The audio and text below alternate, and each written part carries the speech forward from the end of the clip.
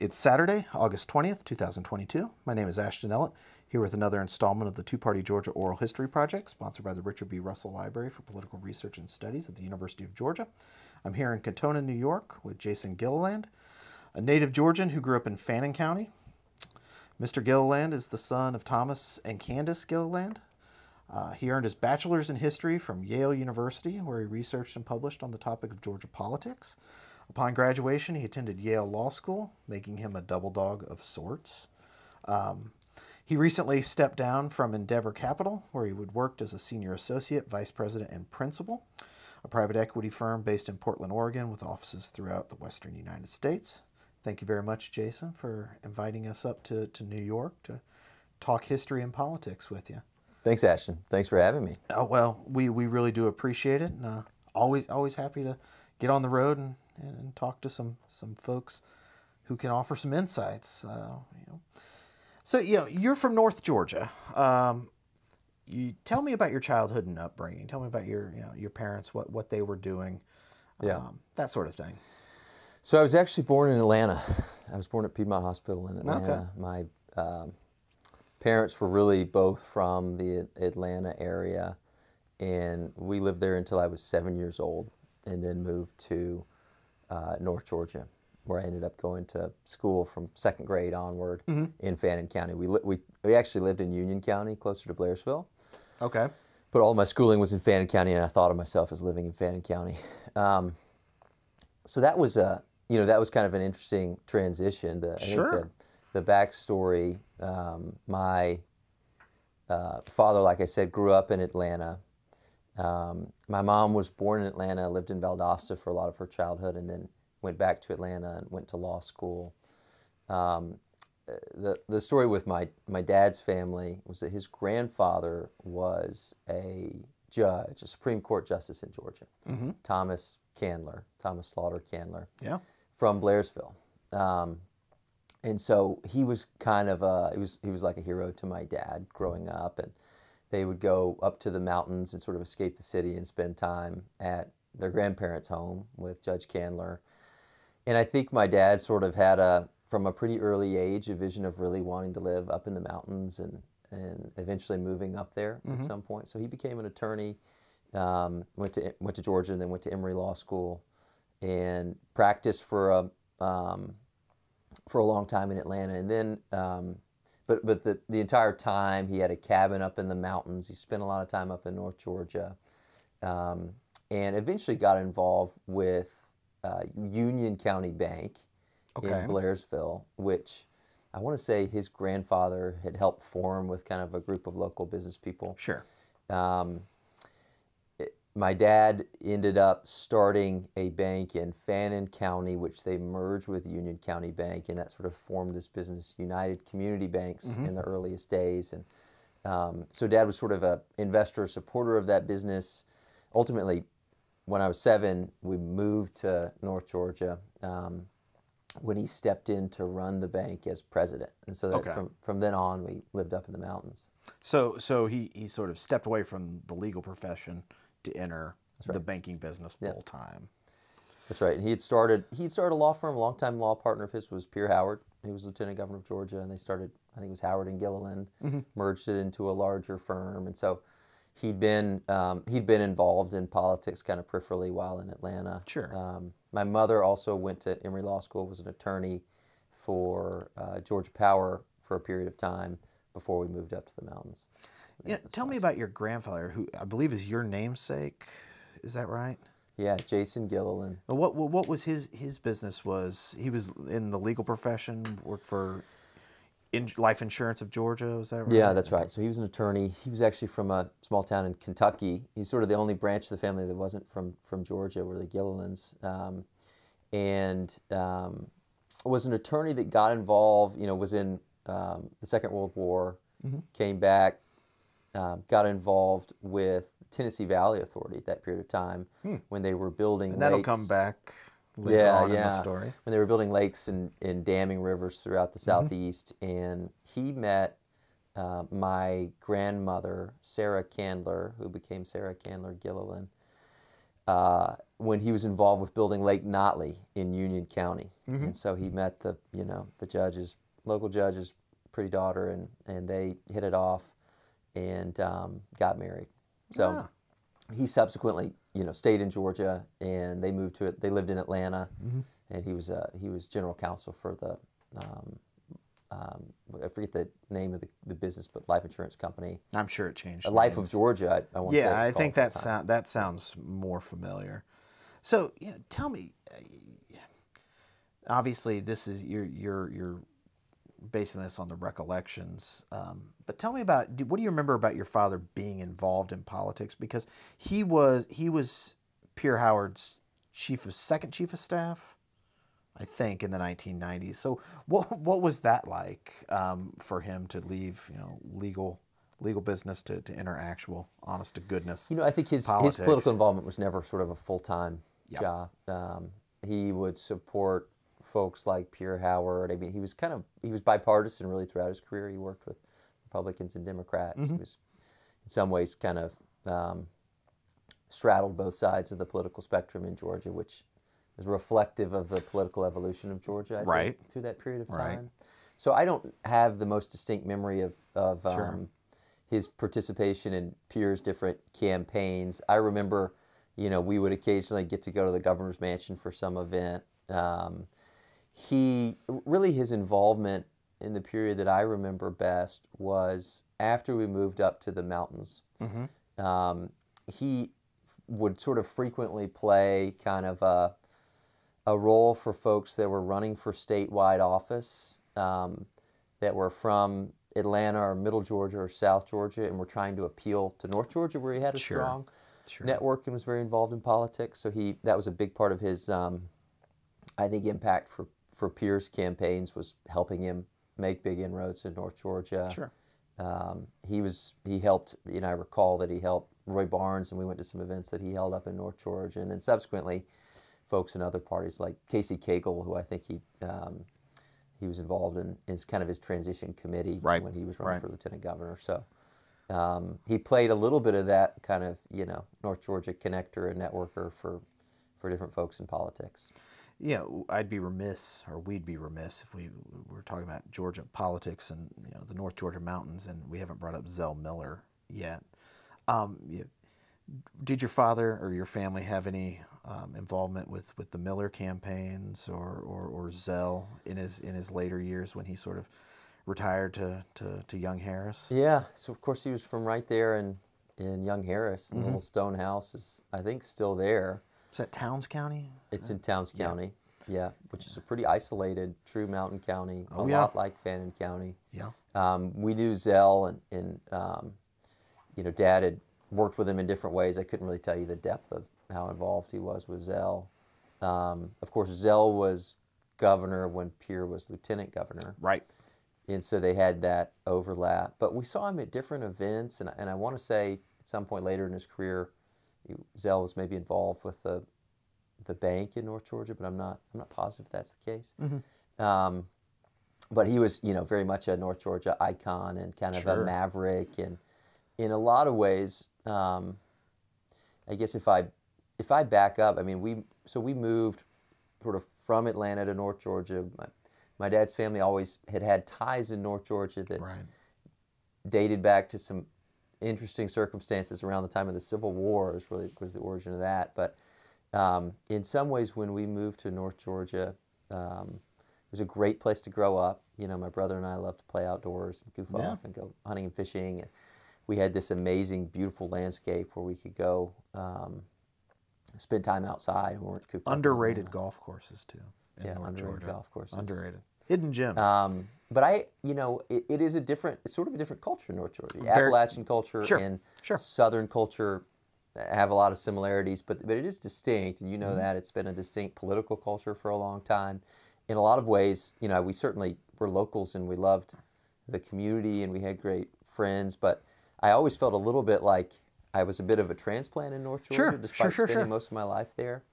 And I think, probably the culture of our family was a little bit more Middle Georgia or Atlanta coming up to the mountains in certain ways, whereas Zell was very much sort of North Georgia, and I think I remember my dad commenting on, and he was very complimentary of Zell, but commenting on the fact that Zell, he definitely had a chip on his shoulder, where in Georgia there was a bit of an elitist thing in the capital around Middle Georgia and South Georgia, kind of, always having sort of the real locus of power, historically a lot of the wealth in the state, and I think folks from North Georgia sort of feeling looked down on in some ways, and Zell obviously cut his own course and was extremely successful in spite of, or because maybe some of that motivation was probably more than you wanted to know about. No, I always like to tell the story that my introduction to Georgia politics came in, and I've told Robert this before,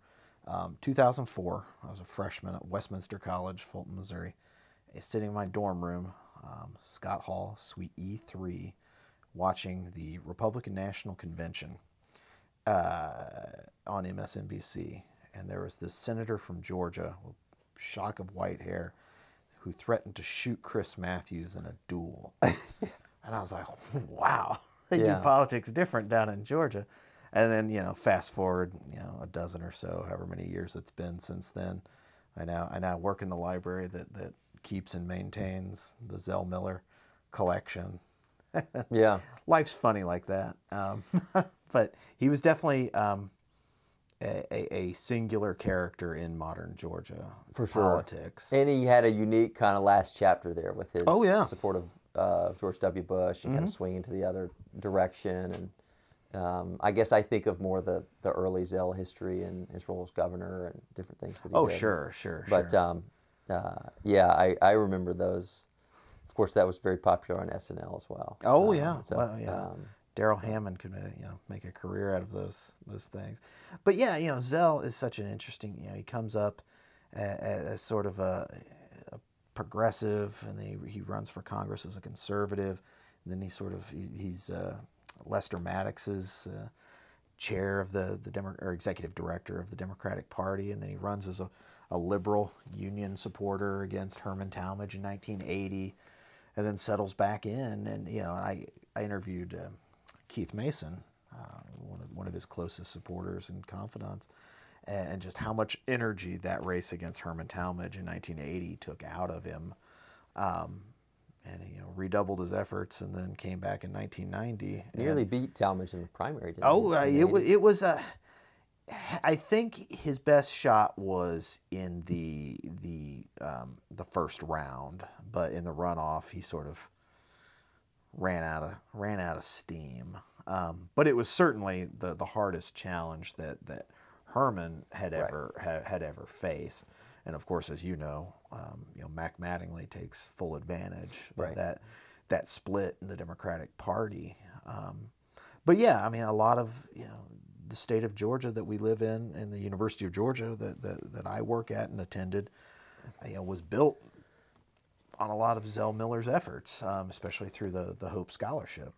Georgia probably wouldn't be the growth engine that it is today without the Hope Scholarship in many ways. That's a bit of commentary on my part. Left a serious mark. It was very effective in terms of getting things done, for sure. So when did you get interested in politics? You grew up around it, not in it, not steeped in politics the way some folks are. But what drew your interest to politics? I think it was just, and I didn't grow up in it. It was pretty peripheral, right? We sort of mentioned that my dad was involved, but somewhat, at a distance. And politics. You would have been pretty young when he was... Yeah, when he was most involved. Right, totally. Right. But he had an interest in it. He had an interest in Georgia history. So did my mom and her family. And I, from an early age, just found history interesting, and I found Georgia history interesting. And I think, I majored in history at Yale College, and it was interesting. Which, of course, explains your success, being a history major and all. I had, I would talk to friends about Georgia history and students in college that were maybe from the Northeast, and it was interesting. The reaction would often be, "Oh, well, you guys have Georgia's always been a Republican state, right? And I say, gosh, no. I mean, we just became one. This was, I was in class 2010, so it was 2006 to 10, and I said, no, we were one of the bluest states in the country until pretty darn recently. We didn't elect a Republican governor until 2002, and I want to say the majority of sheriffs were Democratic, and still just until very recently, yeah. So it trickled down very slowly, and I thought that was a bit of a striking disconnect. And so I started to get fascinated by this subject between the family ties and growing up in Georgia, an interest in history that's just sort of part of my personality, and a bit of this enigma around party evolution in Georgia got me fascinated, which is how I came to write my senior thesis at Yale about the Republican realignment in Georgia, which, as you know, I then subsequently, after graduating, did some more work on and submitted it to the Georgia Historical Quarterly and kind of built it out a little bit further. So it was a very fun project for me. Yeah. So walk us through, what you've explained what your research question was, but what was your thesis, your argument, your contribution to the scholarship in terms of understanding what happened and why and when? Gosh, it's a big question. You could write an entire dissertation on this. And I don't know that there's much of a contribution to the scholarship other than just kind of getting into the. It wouldn't have been published if spending it wasn't some time a on the narrative and the history of it. But, I think you start with the fact that Georgia, of the southern states, leading up to the Civil Rights Act, and for some period after that, was arguably the bluest of the southern states, the most solidly Democratic. And there were a couple of reasons for that, right? Sherman burned Atlanta. It was one of the reasons for that. So there was kind of this more deeply seated ancestral loyalty to the Democratic Party that it was, inconceivable that your son or grandson or daughter or granddaughter would ever vote for a Republican in Georgia. And that lasted a lot longer. You also had a peculiar kind of institutional character of Georgia politics that I think traces to the county unit system we had for a long time, which you obviously know a lot about, but it's a system that significantly favored rural counties and apportionment. And so to win in Georgia, you had to be, you tended to have to appeal pretty heavily to rural areas, more of a populist kind of leaning to the party than in other states. And so you had this kind of rural white voter base, for the most part, that dominated politics for a long period of time. And so I think you start there, and then folks always like to zoom in on this conversation that Lyndon Johnson supposedly had with an aide when he signs the Civil Rights Act in 1964, where he says we've lost the South for a generation. And that was the expectation, but the reality is it took another 40 years in Georgia to really lose the state to the Republican Party. So the question I think that I was trying to investigate was why and how did that evolution end up taking, why did it take 40 years, and then how did they finally get it done? And I think,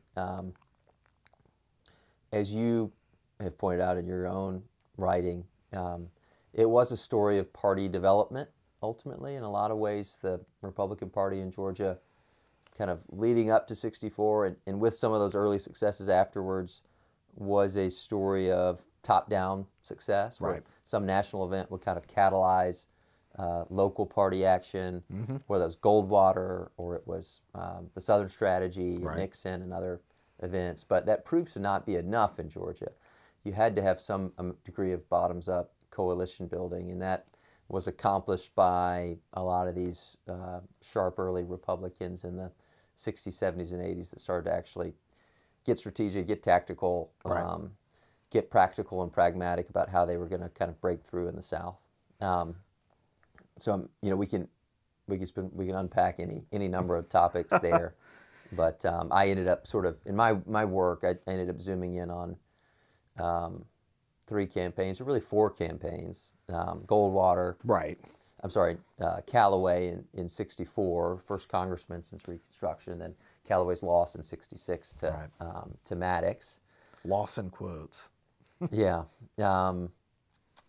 Gingrich in 74, 76, and then 78. Probably didn't spend quite as much time on those campaigns. But then Mac Mattingly in 1980 and his loss in 86, and sort of finally Coverdell in 92. And Coverdell, at least in my view, was sort of really the kind of the wisest tactician of them all in terms of state party building, and he really finally figured out the formula for sort of breaking the what was a faltering kind of biracial coalition that the Democratic Party was trying to hold together for so long, and was successful holding together for so long.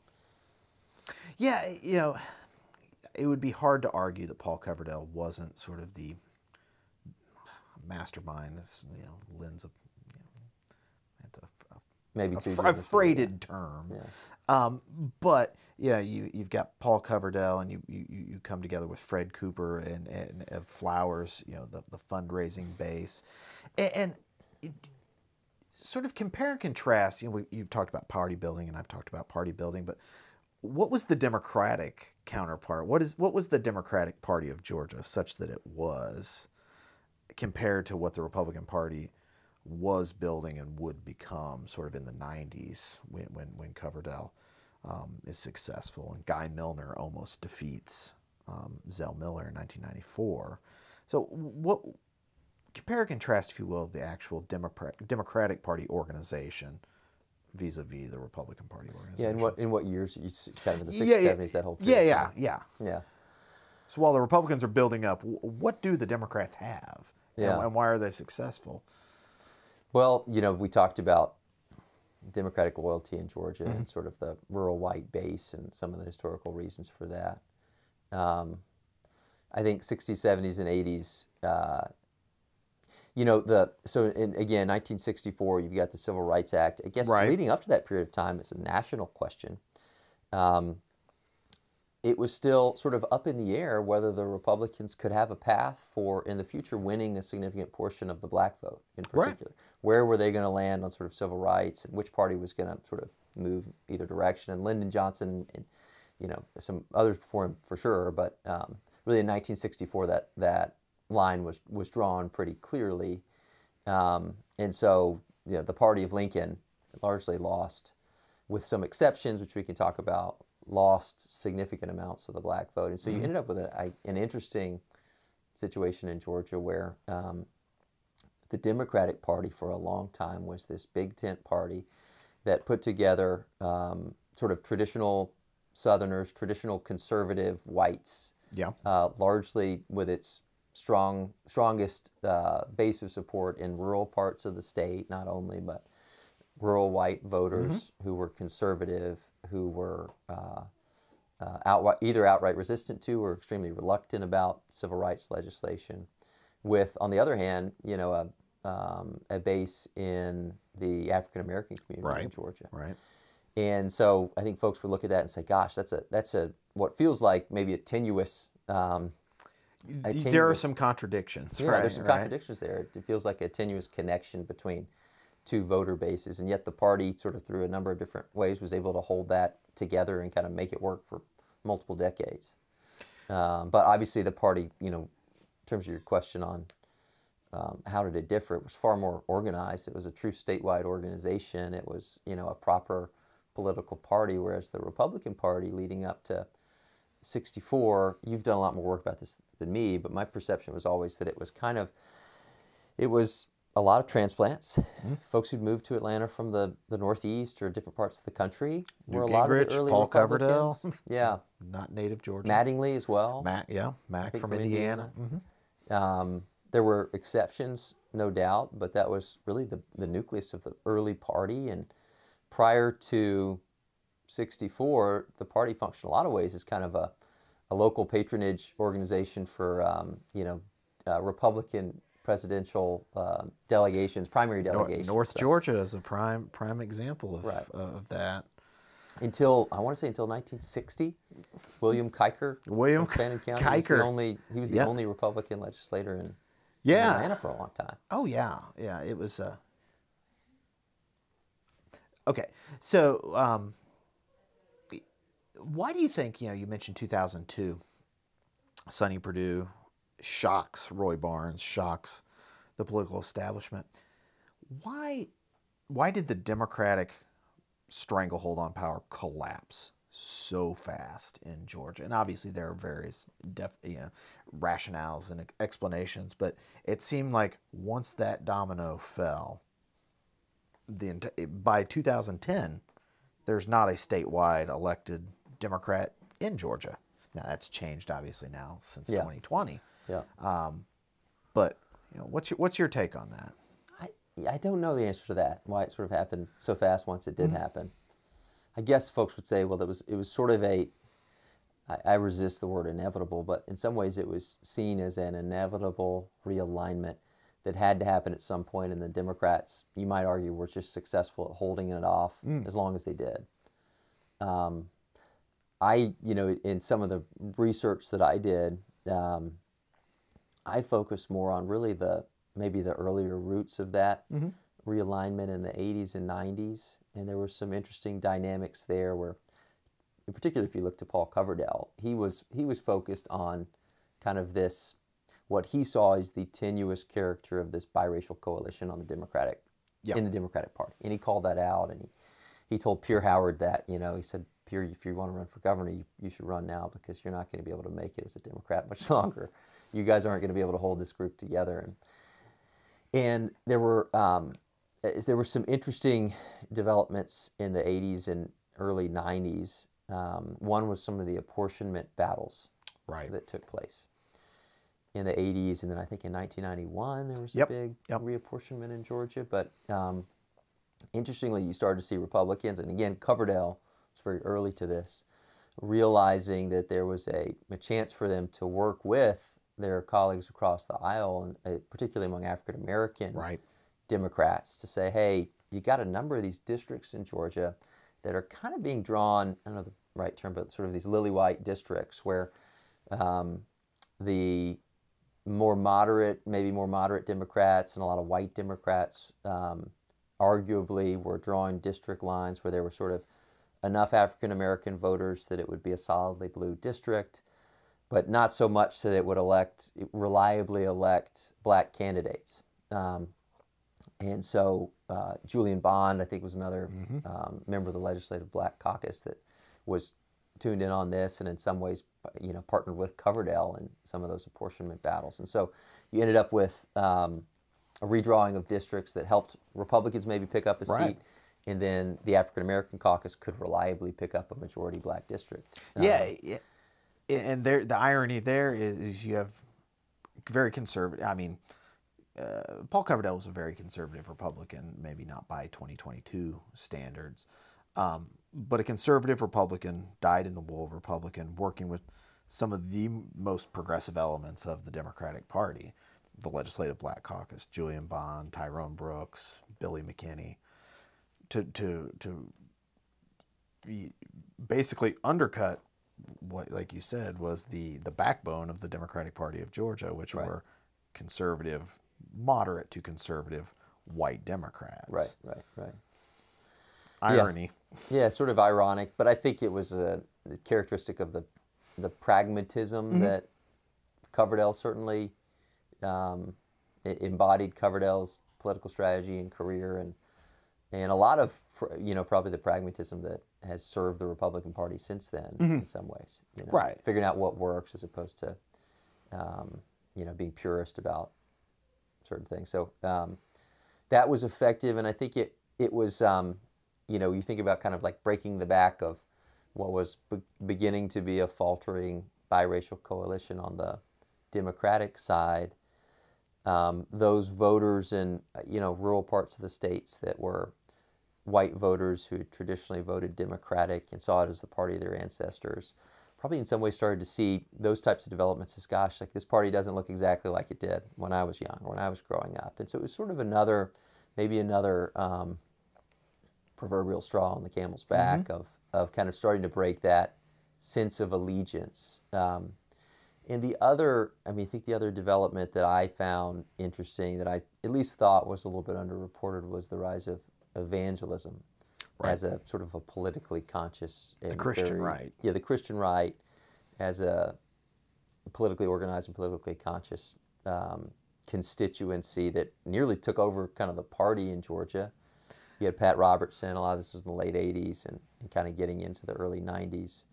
And I think, you know, Coverdale's campaign in 1992, when he takes back the seat that Mattingly lost to Wyche Fowler, you know, Coverdale was somebody who'd been characterized as kind of a country club Republican. He was from Iowa originally. Iowa from originally, graduated University of Missouri, and then moved down to Buckhead. So he wasn't sort of the most natural embodiment of sort of a Christian right campaign. And he didn't run a super evangelical, ultra-Christian right campaign by any means, but he figured out that he needed to appeal to the evangelicals. And that was the year when Clinton was on the ballot, and a lottery in Georgia was, I guess, on the ballot that year. I think so. And there was it did catalyze a lot of kind of the Christian right around gambling being used to fund education. And so he spoke in some pulpits. He did some things he hadn't done in the past. Ran some pretty tough ads on Fowler and his divorce, and I think maybe a custody battle that he had. And so some kind of campaigning around family values and Christian values that was unique for him. And at least I looked to that, and, you know, Coverdale did a little bit of it, and politicians after him have done a lot more of sort of the direct appeals to the Christian right and to an evangelical Christian base. But it proved to be an effective way to, again, break the Democratic stranglehold on the rural vote in particular, the conservative white vote and the rural white vote. And that had always been the challenge. I mean, that was the challenge for Bo Calloway in 66, right? Right.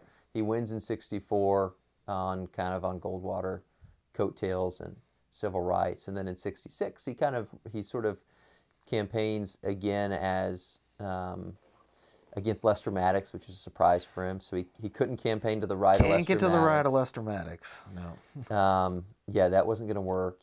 And so instead he kind of ran this campaign that was about, you know, it was a bit more kind of pro-business. We're a state that's developing. We don't want to set ourselves back. We need a person of principle, of character. And I think came across a little bit as maybe in criticizing Lester Maddox, it felt to a lot of those sort of rural white voters like he was criticizing them, criticizing kind of the poor dirt farmer, and it alienated them. So he lost big time in kind of the rural vote. Mattingly, you know, wins in 80, and arguably there were unique factors with Hermod Talmadge, who faced a lot of personal struggles and leading up to the 80 campaign that led to that, and then failed to like carve out, I guess, his base after winning in 1980. In 1986, he faces Wyche Fowler, who in this case is sort of to the left of him. But Mattingly didn't quite pick his lane. He didn't.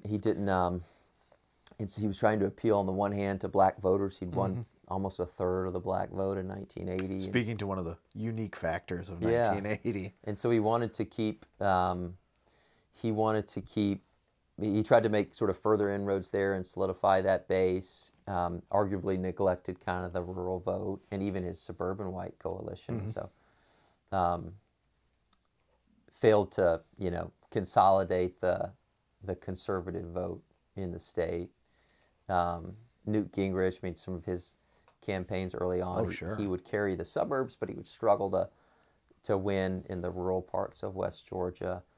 In Gingrich's case, you know, I think he arguably benefited just from growth of that suburban and urban population, and his district becoming gradually more and more kind of urbanized and suburbanized. So I guess if I come back to it, it was, you know, Coverdale knew that he needed to figure out this formula for how do you appeal to kind of the rural white voter, and I think evangelism was a big piece of that. You've lived outside Georgia for a number of years now. You know, Connecticut, California, now New York. But like anybody who's watched the news or read the newspapers on politics, Georgia is the center of the political universe these days, and it's ironically fueled by sort of an inversion of the demographics that you're talking about for the Republican growth in Georgia. Mac Mattingly was fueled by growth in Cobb County and Fulton County and DeKalb County and the suburbs of Atlanta. And now you have Stacey Abrams and the Democratic Party, Joe Biden running and winning, or almost winning in the case of Stacey Abrams, fueled by a growth in the suburbs. Yeah. What's happened in the 40 years if you count 1980, 20 years if you count 1992. What's going on in Georgia? And it's not just a Georgia story. It's a national story about the suburbs trending away from the Republican Party of say a George W. Bush or a Mitt Romney to Hillary Clinton, Joe Biden, and various Democratic candidates. Yeah, it's in some ways it's an inversion of and maybe a reversal of what happened with the Republican Party's evolution in Georgia, which started in Atlanta and started in the suburbs, and then they figured out their way to rural Georgia. Gosh, I don't know exactly what's behind that. I think Trump was a unique figure, no doubt, and a lot of folks who may have been sort of center-right Republicans, economically minded Republicans, the folks that voted for the Reagans and the Gingriches and others in Cobb County were resistant to or reluctant about getting behind the party of Trump, which was a different kind of a party, right? So I think that's a big piece of it. But you've also just had a continued trend in Georgia of urbanization, of in-migration, of a state that's becoming more diverse over time, and that's favored the Democratic Party. And so I think, Georgia, as you and I were talking about before we started the interview, it was, in some ways, it was kind of a boring state politically for folks nationwide. It was reliably red for a long time. Yeah. Now suddenly Ohio seems to be no longer the big battleground state, and Georgia is. So I'm certainly getting a lot more attention on the state of Georgia now. Yeah. I can certainly say that nobody really asked about the research and things until about 2018. Interesting. Yeah. And I think there is probably some parallels there between Stacey Abrams and Paul Coverdell, and I'm sure folks who knew Paul would probably disagree, but here you have a tactician, an office holder, who's basically creating a blueprint for a party out of power to compete in a new environment and a new reality. And I don't know how much Stacey has thought about that or has read your article or my dissertation. I don't know. Yeah, it's an interesting analog. Yeah, and I haven't thought about that as much, but it's true. And she's been pretty practical about it and registering voters and very effective at it. So in some ways, taking on the same task of trying to lift a party out of political obscurity, trying to restore a two-party system in the state, as the Coverdell and Mattingly and Gingrich kind of group did in the 70s, 80s, leading up to the 90s.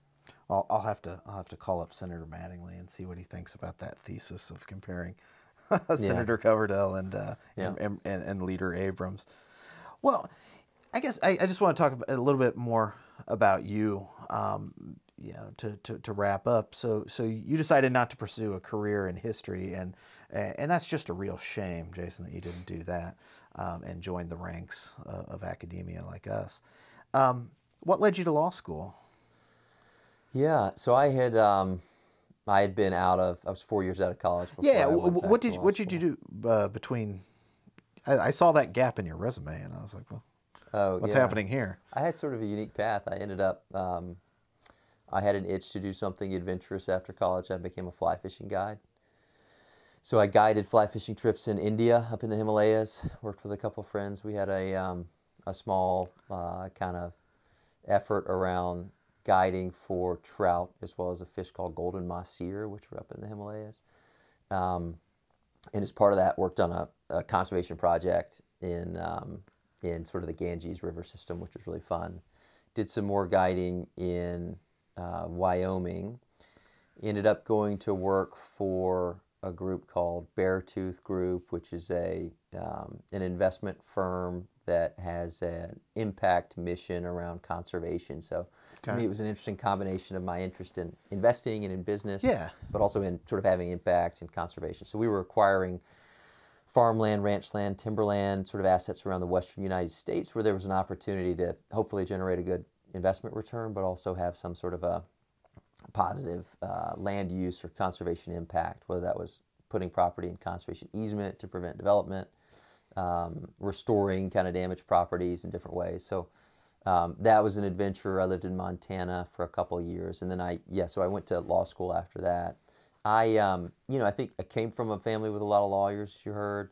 They never pressured me towards the law, but that's certainly part of it. I just had a really strong sense of kind of curiosity about the law, and I was drawn to how lawyers think and communicate and write and, express, analyze situations and express their views on it. And my feeling going into law school was that I was probably going to have a career in business. But I thought and felt that attorneys who then transition to business are often very effective and bring a unique kind of skill set.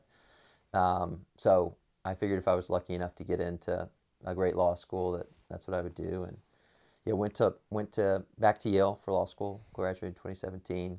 Didn't practice. I kind of expected that I probably would practice for a period of time going into law school, but had an opportunity to join a great investment firm coming straight out of law school called Endeavor, which is, you mentioned, a 30-year-old middle market private equity firm that's typically investing as the first outside capital into a founder-owned or a family-owned business, focused on the western United States. We were in Los Angeles until just a few weeks ago. My wife, my then fiance, now wife, wrote for The Economist magazine for a long time, and they moved her to LA to cover the western United States. So I was finishing grad school, looking for opportunities out there, and connected with Endeavor. So it was a great fit and a great opportunity, and spent about 5 years with Endeavor. So how many attorneys were in the? I assume most of them were probably MBAs or business majors. You're a historian and a lawyer. Yeah, in private equity. In fact, one of the earliest partners was an attorney. He was a joint. He did a JD MBA, but practiced law and ran a law firm for a long time before joining Endeavor. So he brought kind of that legal skill set and a different perspective and how to look at things. And he's been an extremely effective member of the longtime partner and contributor to Endeavor. So it was myself and one other trained attorney, and then you're right, mostly business school graduates. So it's a bit of a atypical background for that work. You considering going back to business school and get your MBA from Harvard Business School? No, I don't think so. I don't think so. I think I've had you had enough schooling, enough time in school, and gotten some training on the job. So I think I'm done with schooling for now. I can second that. So you're back in New York. What are you working on now? Share what you can share. I suppose. So my wife and I have a 1-year-old daughter. Congratulations, Georgia, who's 14 months old, and she was born last summer. And I think as a lot of people experience, you have a kid and you start to feel the distance to family. My wife is from New York originally. She actually grew up in Manhattan, but her family is, her kind of brothers are in Boston area, New York. She has one sister on the West Coast, but most of the family, her parents are in and around New York. My brother is a doctor in Boston and is pretty settled in there. And so I think, we felt the pull to be closer to family. I would always love to see, I'd love to get back to Georgia at some point. We'll see if that proves to be in the cards. For now, this is kind of where more of our family and connections are.